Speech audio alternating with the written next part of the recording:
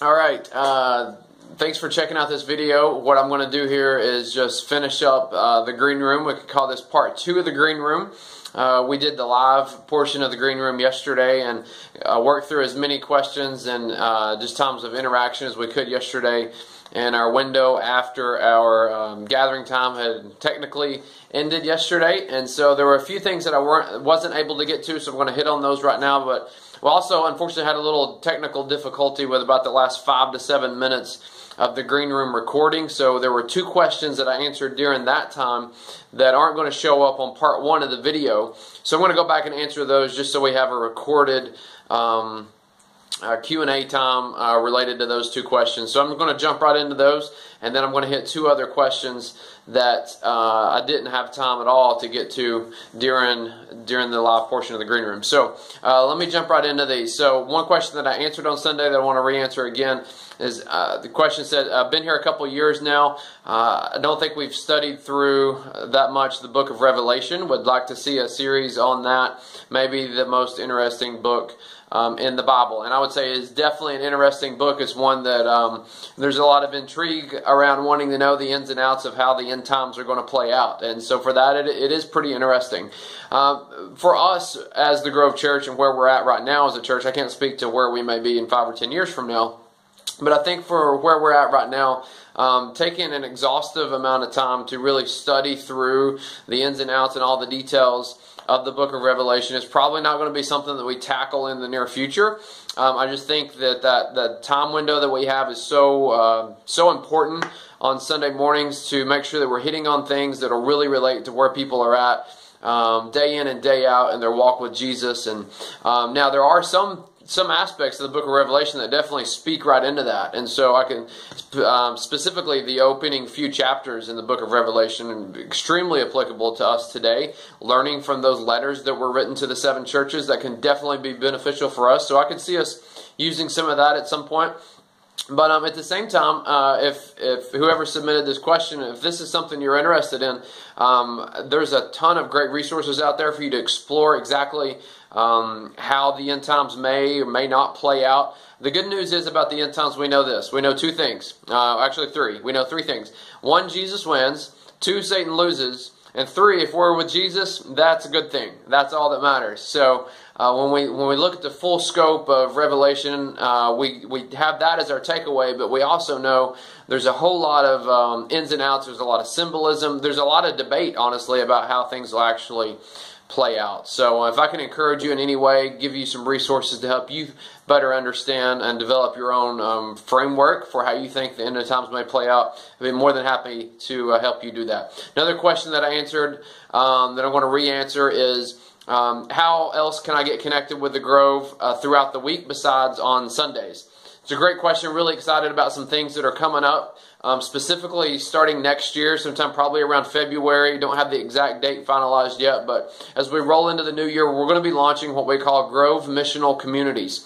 And missional communities are just that. It's communities of people who are doing mission together, and that mission is to live a life that looks up to Jesus, that leans into relationship with one another, and that goes out and lives out their faith in relationship with people that are maybe disconnected from God, disconnected from the church. So I'm really excited. I've been spending time getting some leaders trained for that. We're in the middle of that training right now. So we'll be launching those after the new year. So that's going to be a great way for you to get connected with other people throughout the week. There are other opportunities that will come up even right now that are in place through various events and just opportunities to connect that will have things going on, ways to serve, whether it's with a partnership with Adrian Burnett Elementary, our food market that we do once a month. There's other opportunities to connect as far as organized and plan things.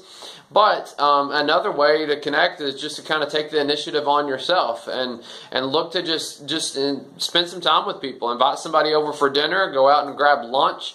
Those are some great ways that you can just take some next steps to connect with some other people. So I'm excited about where we're headed with that as a church, but also just want to encourage you to just kind of take the initiative and go with that as well.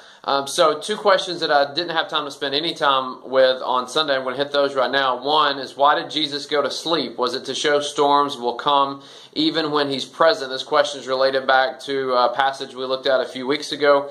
in our Graves and Masquerade series when the disciples were on the boat with Jesus and he just went to sleep. And so what do we make of that? Why did Jesus go to sleep? Well, I think the suggestion and the question is a great response. Was it to show that storms will come even when he's present? Yeah, I think that could definitely be a reason. Another thought that I had on maybe why he did that was to teach us the value of being able to be at peace in the middle of the storm. So we know that as Jesus lived, that he was in perfect peace and harmony with the Father and with the Holy Spirit. Now, he experienced that in a way that we just can't experience because we're not Jesus. But at the same time, I think that there is a level of that. There's a degree of us being able to be at rest in the middle of our storms, in the middle of things that would cause us anxiety. So we see Jesus at peace, and is so at peace that he's able to sleep. So maybe a lesson, a takeaway from that is, how well are you sleeping in the middle of your storm?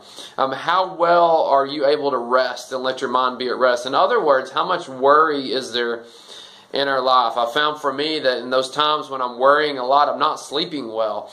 But if I'm trusting in Jesus and I'm bringing things to him in prayer, and I'm wrestling through what's going on in my life and the storms with people around me, then I have this level of understanding that God's got this, and no matter what comes against me, I can take care of myself in regards to leading myself well and being able to sleep.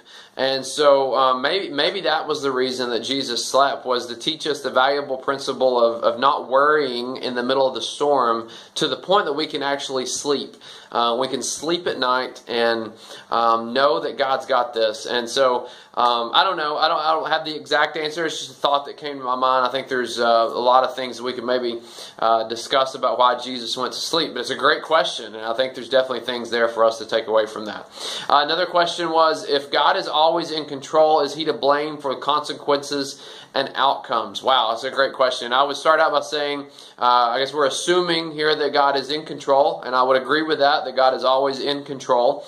I believe that God's fully sovereign, but in the midst of his sovereignty, I think he also has for whatever reason, he's given us this element of free will, where he has allowed us to be able to make choices within his sovereignty. I don't think that negates his sovereignty. I don't think that makes him less sovereign or less God. I think he just hasn't created us to be robots that are controlled like a puppet on a string from heaven. So generally speaking, if we make choices that go against his will and those bring consequences and outcomes that we would rather not have in our life, then ultimately we're to blame for that.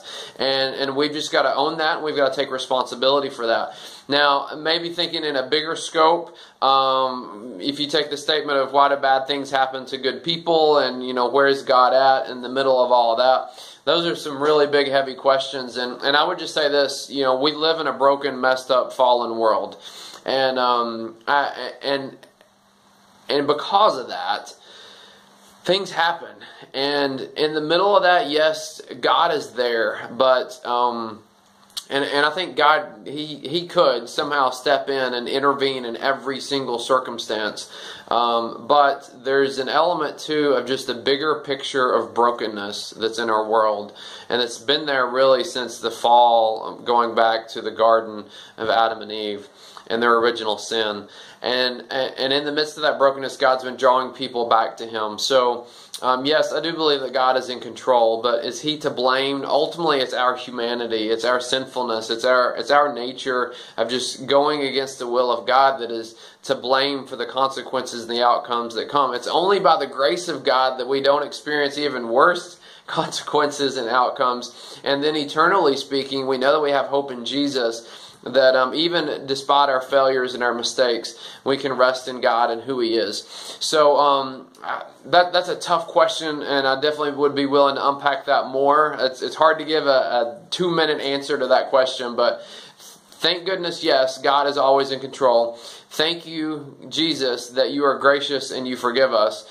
And consequences and outcomes are just things that we just can't avoid those. We live in a broken, messed up world, and I'm just thankful that God sees us through it. Even when He doesn't intervene and things happen that we don't understand, that we deem as unfair, we hold tight to Jesus. If we don't have something greater than ourselves to hold tight to, then then it makes it that much harder when those consequences or outcomes that we don't prefer, when those happen. It makes it, I couldn't even imagine going through some of the things that we see happen around us without a faith in Jesus, without a faith knowing that God will see us through it. So hopefully that gives you a little perspective on some of those questions. Thank you so much for the interaction and the feedback.